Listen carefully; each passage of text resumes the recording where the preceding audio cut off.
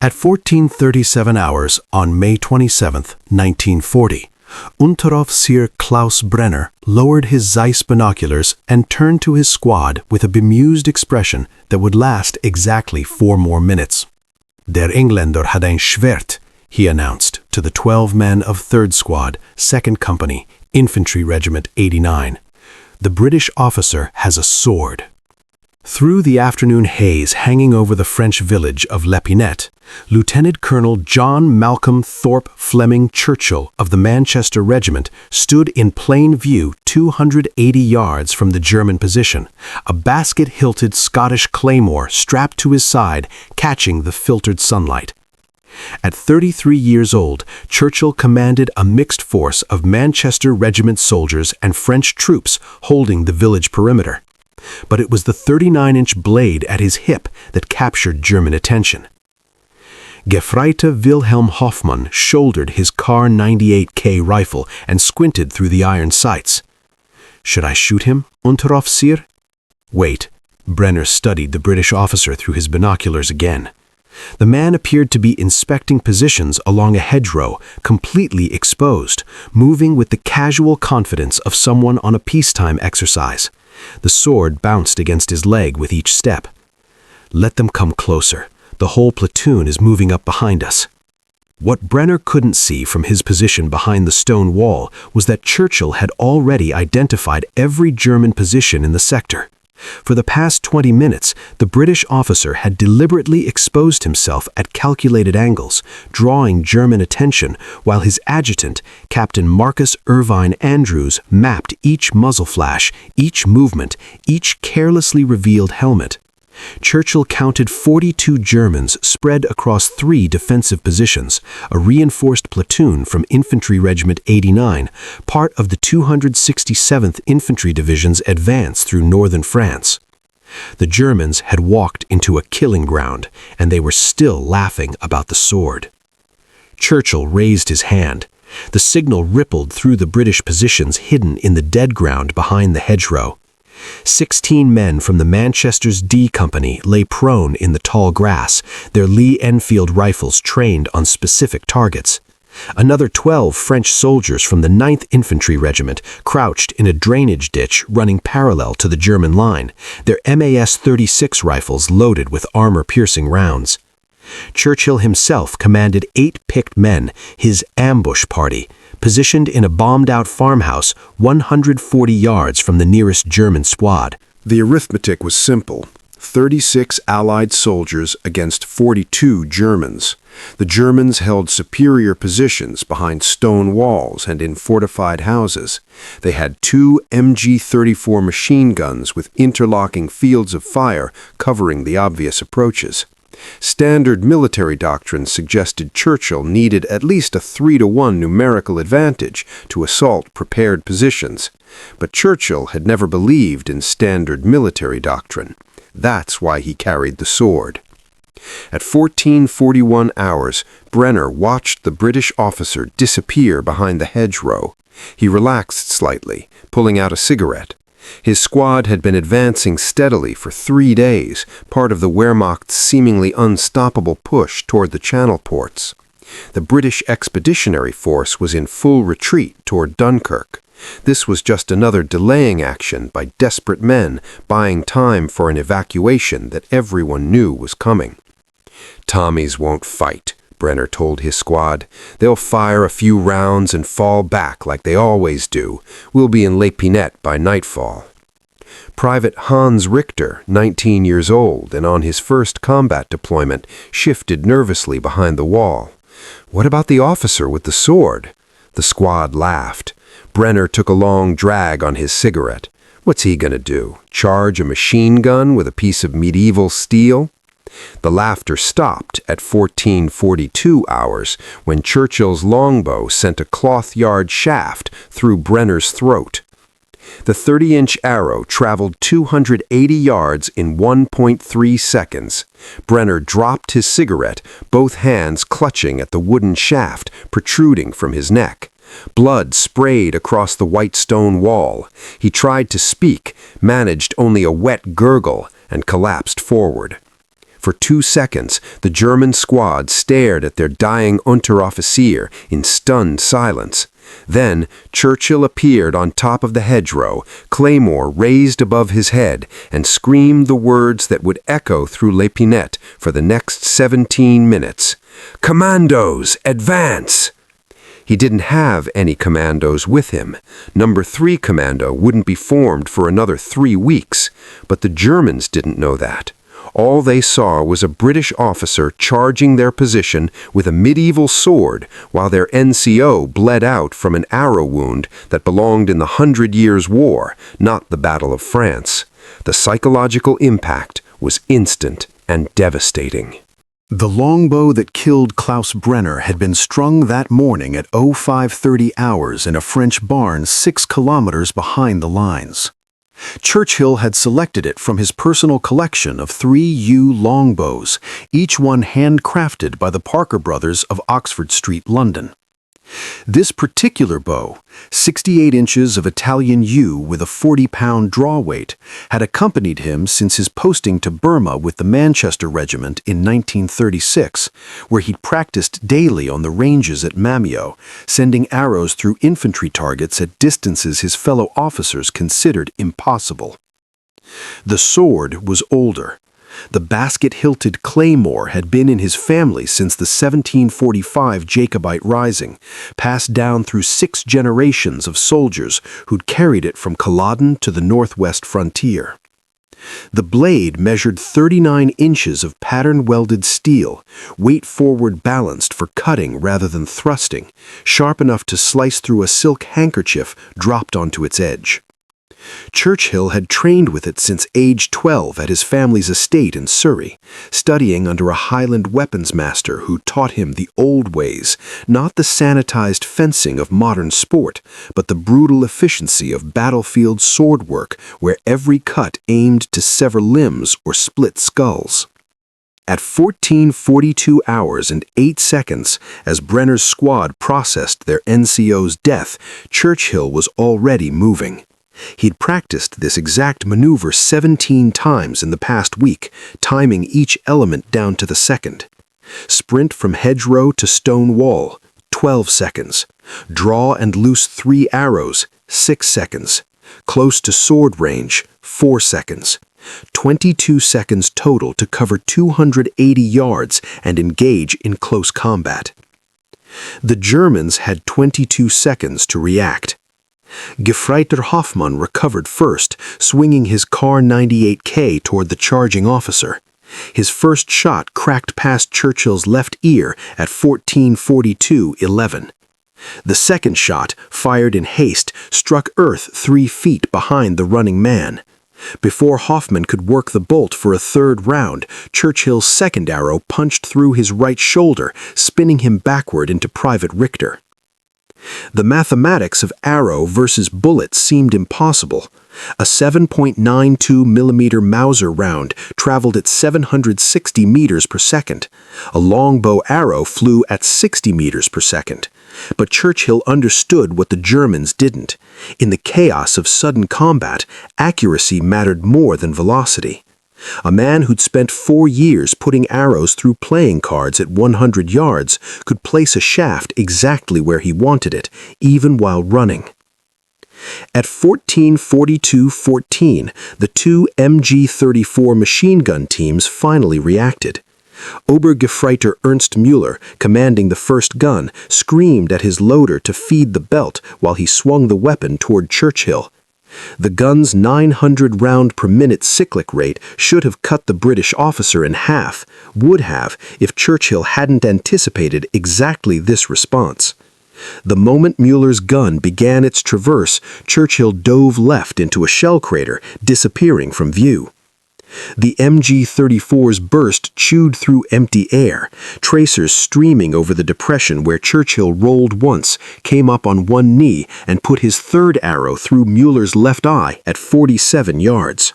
The German gun crew watched their gunner topple backward, a white-feathered shaft protruding from his skull like some grotesque parody of medieval warfare. The loader, 18-year-old Private Kurt Becker, had joined the Wehrmacht 6 months ago. He'd trained on the MG-34 for exactly 9 days. He knew how to load it, clean it, carry it. He didn't know how to respond when a British officer charged his position with weapons from the Wars of the Roses. Becker ran. His panic spread instantly through the German left flank. When one man breaks in close combat, others follow. It's not cowardice, it's human psychology responding to the incomprehensible. These were garrison troops, trained for conventional warfare against conventional enemies. Their manual didn't cover longbow counterattacks. But Churchill's real masterstroke wasn't the bow. At 14:42:19, as he sprinted the final 30 yards toward the German position, his pre-positioned forces opened fire. The 16 Manchesters in the tall grass had been tracking individual targets for 4 minutes. When Churchill drew his sword, the signal they'd been waiting for, each man fired at his assigned German. The synchronized volley dropped 11 Germans in 1.2 seconds. Not kills necessarily, but wounds that took them out of combat. Shoulders, legs, arms. Shots placed to incapacitate rather than kill, because Churchill had been specific. I want prisoners, gentlemen. Dead men tell no tales, and we need intelligence on German positions. The French soldiers in the drainage ditch engaged the second MG-34 position, their armor-piercing rounds punching through the gun shield and forcing the crew to abandon their weapon. The 8-man ambush party in the farmhouse emerged at a sprint, firing their Sten guns in controlled bursts that herded the surviving Germans toward Churchill, who was now among them with his sword. Private Friedrich Weber, a baker from Munich before the war, would later describe what happened next in a letter to his wife from a British POW camp. The officer appeared from nowhere, this ancient blade in his hand, screaming like a berserker from the old stories. He didn't try to kill us with it. That was the terrifying part. He used it to direct us, like a conductor with an orchestra of fear. The blade would flash past your face, missing by inches, and you would drop your rifle and raise your hands, because you understood he could have killed you but chose not to. That choice was more frightening than death. At 14:42:24, Churchill's claymore carved its first arc through the air above lepinette, the blade whistling as it passed 6 inches from Obergefreiter Hans Dietrich's helmet. The German squad leader had been trying to organize a defensive line from the remnants of Brenner's squad when the British officer materialized from the smoke of a phosphorus grenade, sword raised in the classic Highland Guard position called the roof. Dietrich's training took over. He brought his Kar 98K up to parry, an instinctive motion drilled into every German soldier for close combat. The rifle was 43 inches long, the wood and steel supposedly strong enough to block any blade. Churchill's claymore sheared through the rifle's wooden stock like it was balsa wood, the pattern-welded steel biting deep enough to deform the receiver. The shock traveled up Dietrich's arms, numbing his fingers. His weapon, the foundation of his identity as a soldier, had been destroyed in a single cut by a weapon that predated firearms by 3 centuries. Surrender, Churchill said in perfect German, learned during his posting as an intelligence officer in 1938. Übergeben Sie sich. Dietrich dropped the ruined rifle and raised his hands. But the battle for Lepinette was far from over. At 14:42:28, the surviving Germans from the first position were falling back toward their second line, a series of fortified houses 200 yards behind the stone wall. If they reached those positions, if they had time to reorganize, Churchill's psychological advantage would evaporate. 42 Germans with automatic weapons and defensive positions would slaughter 36 Allied soldiers, sword or no sword. Churchill understood this. That's why he'd given Captain Irvine Andrews very specific instructions about timing. At exactly 14:42:30, 90 seconds after Churchill's charge began, Irvine Andrews fired a red flare from his position near the hedgerow. The signal triggered Phase 2 of Churchill's plan, what he'd called the Highland Drive when briefing his men that morning. The 8-man ambush party didn't pursue the fleeing Germans directly. Instead, they sprinted at an oblique angle, cutting across the Germans' line of retreat. Their Sten guns fired measured bursts, 3 rounds, pause, 3 rounds, pause, creating a curtain of lead that forced the Germans to veer right, away from the fortified houses and toward an orchard Churchill had scouted the previous night. The orchard was a trap. 12 more Manchester soldiers waited there, concealed in irrigation ditches between the apple trees. They'd been in position since 0800 hours, lying motionless for 6.5 hours, pissing themselves rather than moving, because Churchill had promised them something remarkable. Gentlemen, if you hold your positions, if you trust my timing, you'll witness something that hasn't been seen on a European battlefield since Bannockburn. Meanwhile, Churchill pursued the main German force with 5 picked men, all volunteers who'd answered his unusual request that morning. I need soldiers who can run 400 yards in full kit and still fight at the end of it. Private Tommy Harrison, a coal miner from Yorkshire before enlisting, ran at Churchill's left shoulder. He'd later tell his grandson, "The colonel ran like a man possessed, that sword held out to his right like a cavalry saber. Every few seconds he'd surge forward and swing at a German who was falling behind, not to hit him but to herd him, like a sheepdog with steel teeth. The Germans would yelp and sprint faster, pushing into their mates, causing more chaos." The German retreat had become a rout, but not a scattered one. Churchill was carefully controlling their movement, using the sword as both weapon and psychological tool. When Private Ernst Kruger tried to break left toward a drainage ditch, Churchill's blade flashed past his face so close it sliced 3 buttons from his tunic without touching flesh. Kruger stumbled back into the pack. When Gefreiter Otto Steinberg attempted to turn and fight, raising his MP-40 submachine gun, Churchill didn't attack him directly. Instead, he struck the weapon's barrel with the flat of his blade, a ringing blow that sent vibrations up Steinberg's arms and knocked the weapon aside. Before Steinberg could recover, Churchill had passed him, and Private Harrison's rifle butt caught the German in the solar plexus, dropping him gasping to the ground. At 14:43:17, the fleeing Germans reached the orchard perimeter. 31 Wehrmacht soldiers crashed through the wooden fence, seeking cover among the apple trees. They'd covered 200 yards in 47 seconds, hearts hammering, lungs burning, pursued by a madman with a medieval weapon who seemed to be everywhere at once. They stumbled into the killing ground Churchill had prepared. "First rank, fire!" The concealed Manchesters rose from their ditches in a synchronized movement, rifles already aimed. The volley crashed out, but again the shots were carefully placed, legs, arms, shoulders, wounds that dropped men screaming but alive.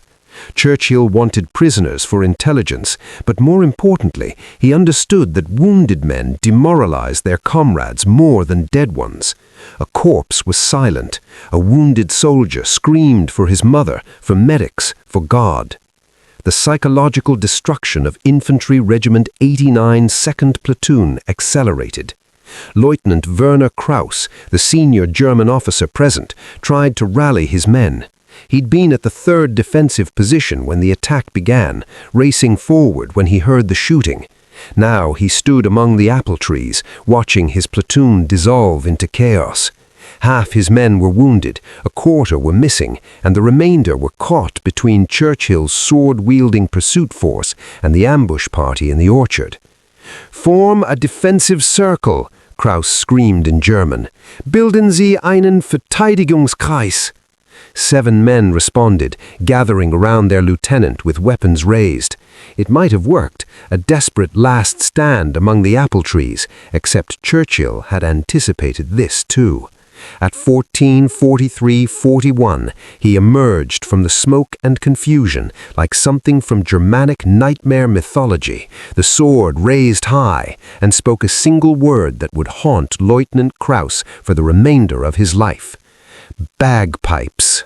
The first notes of the Black Bear erupted from the eastern edge of the orchard at 14:43:43, the ancient Highland battle tune cutting through gunfire and German shouts like a blade through silk. Private Donald MacLeod of the Seaforth Highlanders, attached to Churchill's unit as a runner but secretly positioned as the psychological coup de grace, emerged from behind a stone shed with his pipes in full cry, the drones screaming their primitive war song across the French countryside. The effect on the German soldiers was instantaneous and devastating. These were young men from Bavaria and the Rhineland, raised on stories of the Great War, where their fathers and uncles had faced Highland regiments in the trenches. They knew what bagpipes meant. Their grandfathers had whispered about the ladies from hell, the kilted Scottish soldiers who came through the wire with bayonets and grenades, preceded by that unholy wailing that meant no quarter would be asked or given. Private Kurt Zimmermann, 19 years old, from a small village outside Stuttgart, dropped his rifle and fell to his knees. He joined the Wehrmacht 8 months ago, trained for modern warfare with tanks and aircraft and radio coordination. Nobody had prepared him for this. Arrows and swords and now bagpipes. The whole thing like fighting an army of ghosts from a war that should have stayed buried in Flanders mud. Churchill advanced through the orchard with his sword extended at shoulder height, the blade catching sunlight through the apple leaves. Behind him, MacLeod marched in measured steps, his fingers dancing across the chanter as the Black Bear shifted into the Cameron Men, the tune the Highland regiments had played while charging at Lewes in 1915, where 8,000 Scots had fallen in 4 hours. Lieutenant Krauss still stood with his 7 men in their desperate defensive circle, but their rifles wavered. The human mind struggles to process anachronism under stress. They were being attacked with weapons from different centuries, modern rifles, medieval swords, Renaissance longbows, and now Celtic war pipes that predated them all. The temporal confusion shattered their trained responses. "Feuer!" Krauss screamed. "Fire! Shoot them!" Gefreite Müller raised his Kar 98K, sighted on Churchill, and squeezed the trigger. The rifle clicked empty. In his panic, Müller had fired all 5 rounds without counting, without reloading, without thinking. He fumbled for another stripper clip, hands shaking so badly he scattered 7.92mm rounds across the grass. Churchill was 20 yards away now, close enough that the Germans could see the inscription on his sword's blade, "Who draws me without reason, sheathes me without honor." The Latin words were worn but visible, carved by some Scottish swordsmith centuries before any of these boys were born. At 14:44:02, Churchill did something that would be debated in Wehrmacht after-action reports for months. He stopped advancing and planted the sword point first into the earth, resting both hands on the pommel like a medieval knight at parley. "Lieutenant Krauss," he called in his accented but clear German, "you have 18 unwounded men remaining under your command. I have 36 soldiers with full ammunition. Your support units are 3 kilometers behind you with no idea what's happening here. My reinforcements are already moving up from Lepinette. You can die here among the apple trees, or you can surrender with honor. You have 10 seconds to decide." The count was pure fabrication. Churchill had no reinforcements. The Manchesters were stretched so thin along the line that these 36 men represented nearly half the available combat force in the sector. But Krauss didn't know that. All he knew was that he faced an enemy who'd turned warfare into psychological theater, who'd killed his NCO with a longbow and destroyed rifles with a sword. 5 seconds, Lieutenant. Private Zimmermann was sobbing openly now, the sound clearly audible over MacLeod's pipes. 2 more Germans from the defensive circle had dropped their weapons. The situation was disintegrating faster than ice in summer sun. If you want to see how Churchill captured 42 German soldiers with medieval weapons and Highland bagpipes, hit that subscribe button right now. It tells YouTube to share these stories with more people who need to hear them. Krauss looked at his men. Boys, really, their average age just 21. He thought about his orders to hold Lepinette until the main force arrived. He thought about his oath to the Wehrmacht. He thought about his younger brother, also in France, with the 12th Infantry Division, who would have to live with whatever decision Werner made in this orchard. "Time's up," Churchill said, and pulled his sword from the earth. "Wir ergeben uns," Krauss shouted, his voice cracking. "We surrender. Wir ergeben uns." The words rippled through the orchard, rifles clattered to the ground, hands rose skyward. The mighty Wehrmacht, which had crushed Poland in 5 weeks and was currently driving the British Empire toward the sea, had been defeated by a man with a sword and a piper playing songs from a war their fathers lost. But Churchill's count was still wrong. He'd identified 42 Germans at the start of the engagement. So far, he'd captured 28. 3 were dead, Brenner from the arrow, Müller from the second arrow, and Private Weiss, who'd bled out from a thigh wound during the retreat. That left 11 Germans unaccounted for. At 14:44:31, Churchill discovered where they were. The crack of a Kar 98K rifle split the air from the church tower 400 yards north of the orchard. The round struck Private Harrison in the left shoulder, spinning him to the ground with a spray of blood. A second shot followed immediately, catching Private Davies in the chest, punching through his lungs and dropping him face first into the irrigation ditch. Obergruppenleiter Franz Richter, the best marksman in Infantry Regiment 89, had established his sniper position in the bell tower of Lepinette's church while Churchill was conducting his medieval assault. With him were 10 soldiers from the 3rd defensive position who'd withdrawn when they saw the 2nd position collapse. They'd fortified the church, barricaded the doors, and now commanded the entire battlefield from an unassailable position 40 feet above ground level. Churchill's brilliant psychological victory had just become a tactical disaster.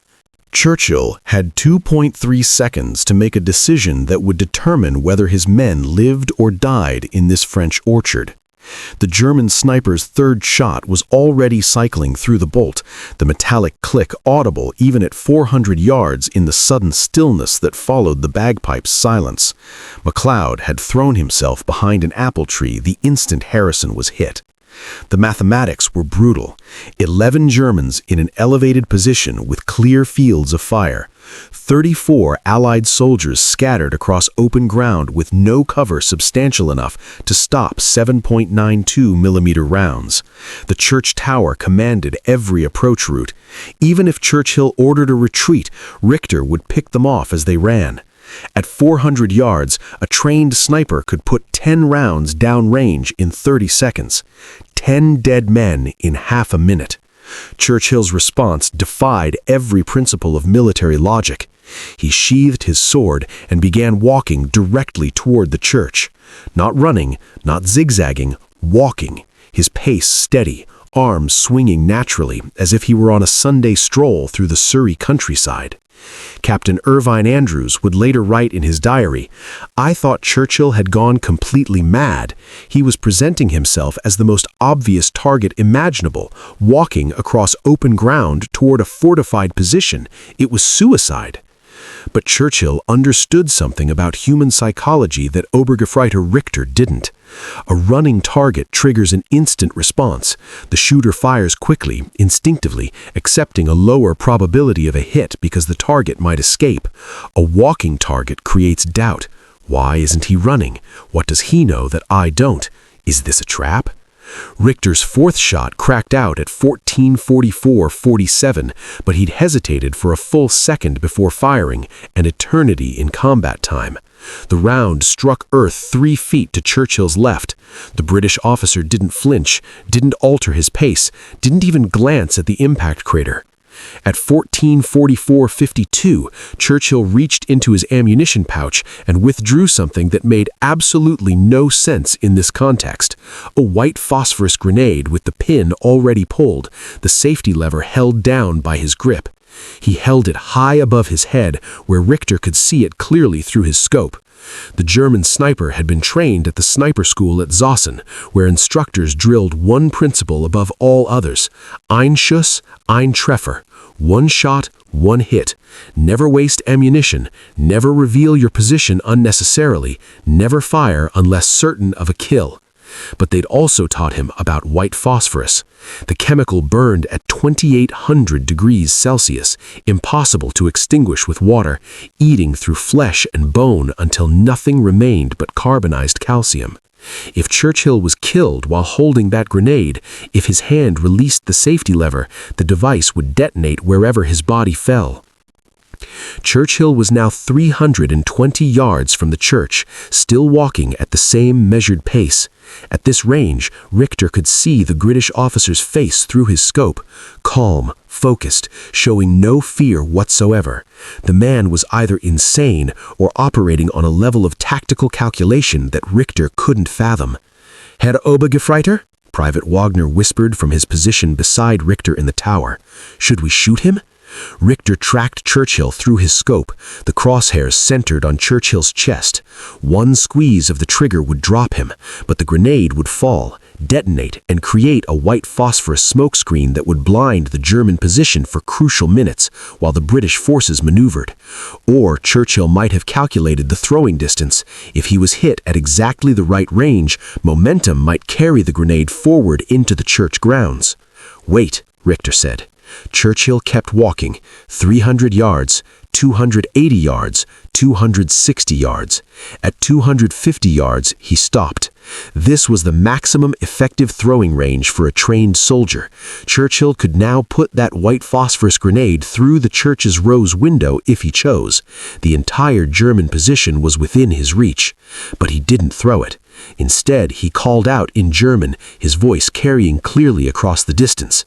"Obergefreiter Richter? Yes, I know your name. Your reputation precedes you. Best marksman in the 267th Division.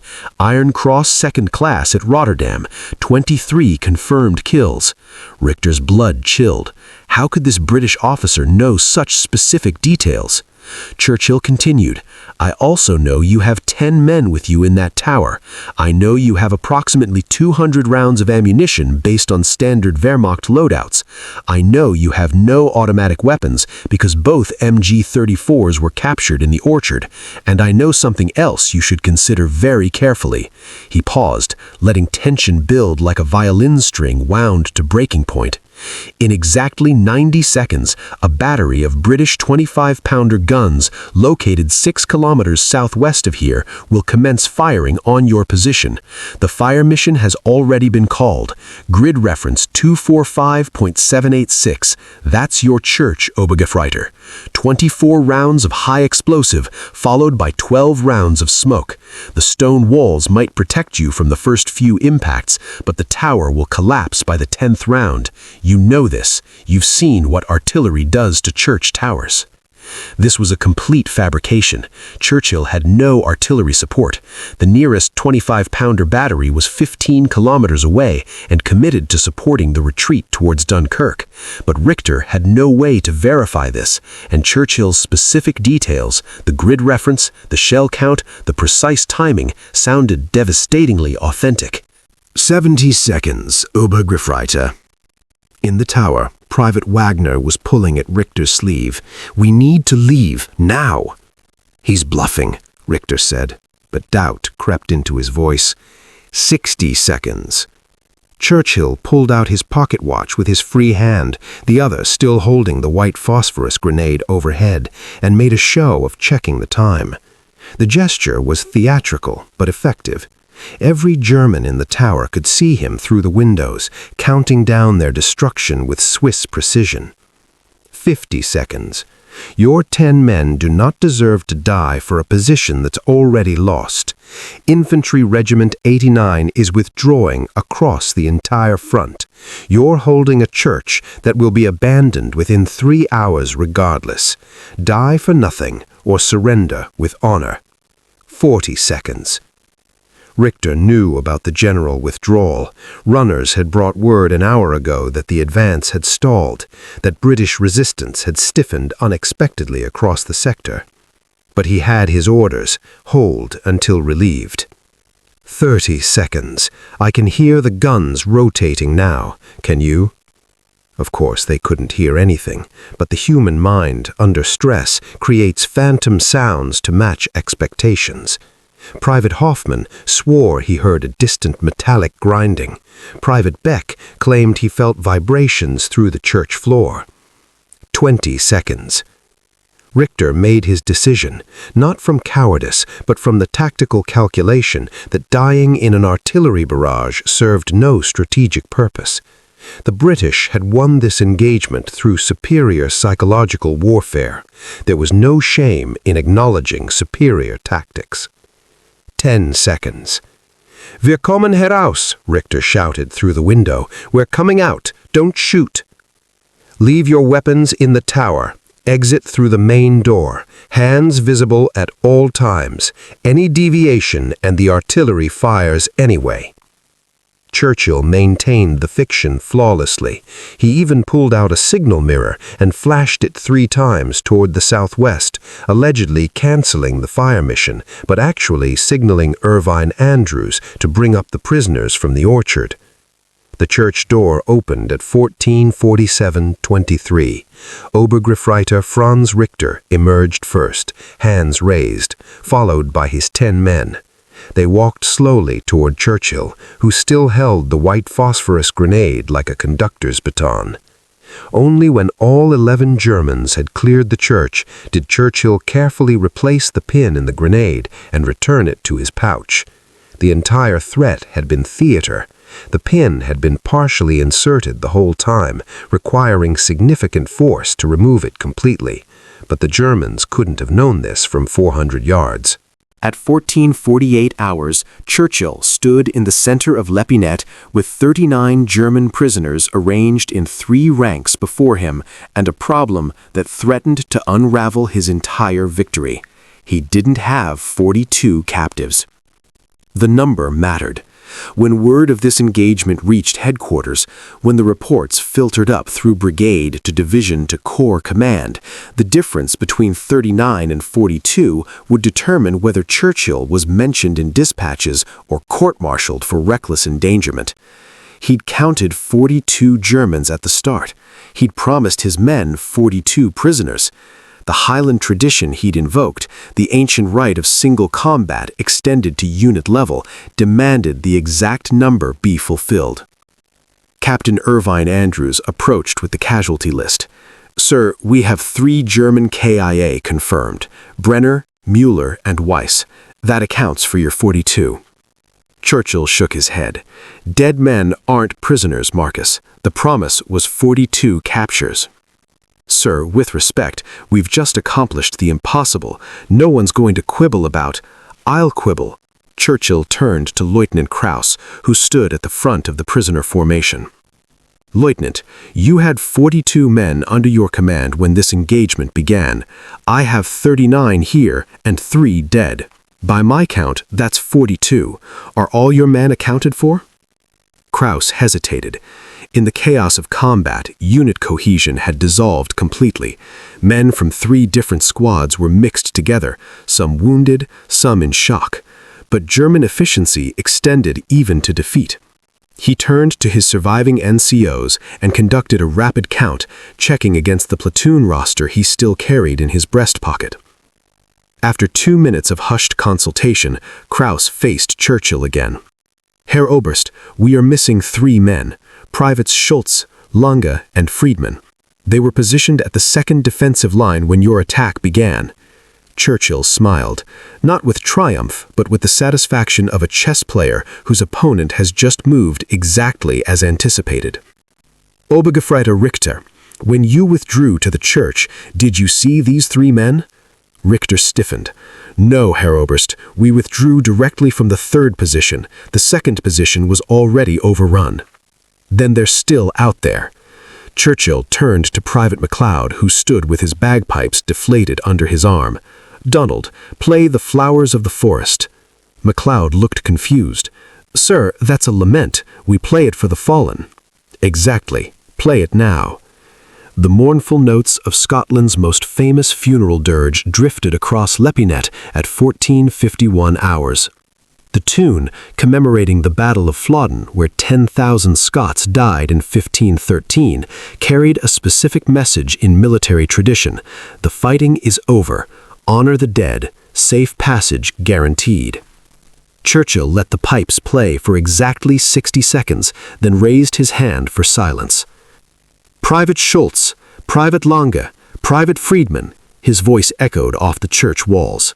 "This is Lieutenant Colonel Churchill of His Majesty's forces.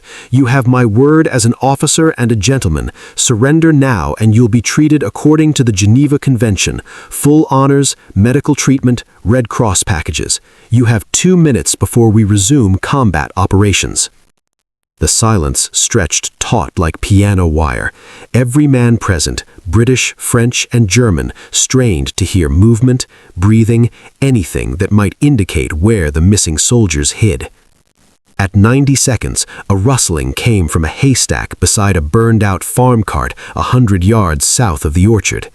Private Dietrich Schultz, 19 years old, emerged covered in straw, his uniform torn, his rifle abandoned somewhere in the grass.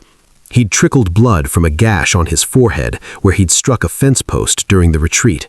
"Nicht schießen," he called, hands shaking above his head. "Don't shoot." 40 prisoners. 30 seconds remained on Churchill's deadline when Private Erich Lange crawled from underneath an overturned farm cart near the church. His left leg dragged uselessly behind him. A rifle bullet had shattered his fibula during the orchard ambush, and he'd spent the last 7 minutes binding the wound with his belt, convinced he would bleed to death alone in the French countryside. 41 prisoners. The deadline passed. No sign of Private Friedman. Churchill drew his Webley revolver, the first time he'd touched a modern weapon during the entire engagement. "Lieutenant Crofts, tell me about Private Friedman." He was our radio operator, Herr Oberst, 22 years old, from Hamburg." "Radio operator," Churchill holstered the Webley. "Marcus, check the German command post. Where would their radio be positioned?" Irvine Andrews studied the terrain. "The stone house, sir. Best elevation for antenna placement. Solid walls to protect the equipment."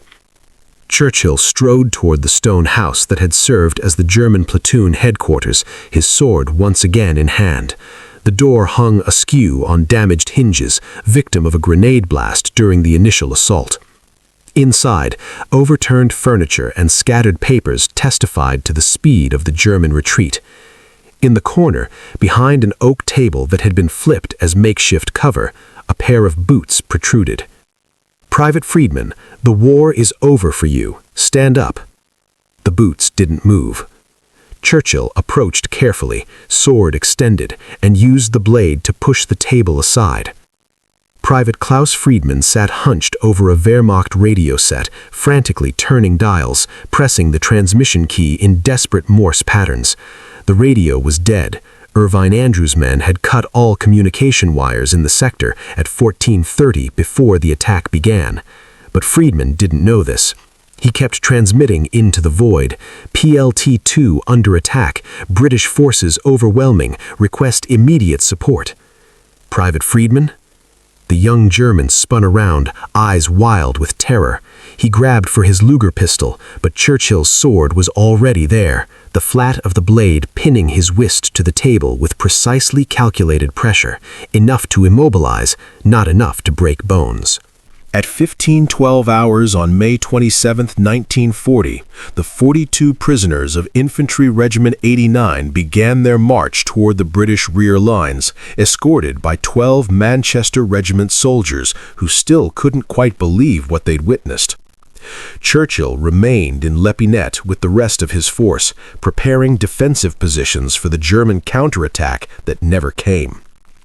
Word of the engagement spread through both armies faster than rifle fire.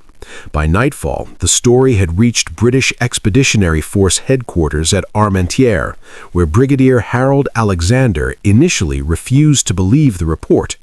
42 prisoners with a sword? Which idiot drafted this fiction? The confirmation came from an unexpected source: German radio intercepts. Wehrmacht's communications crackled with incredulous reports about der verrückte Engländer mit dem Schwert, the mad Englishman with the sword. Orders went out from German divisional headquarters to all forward units.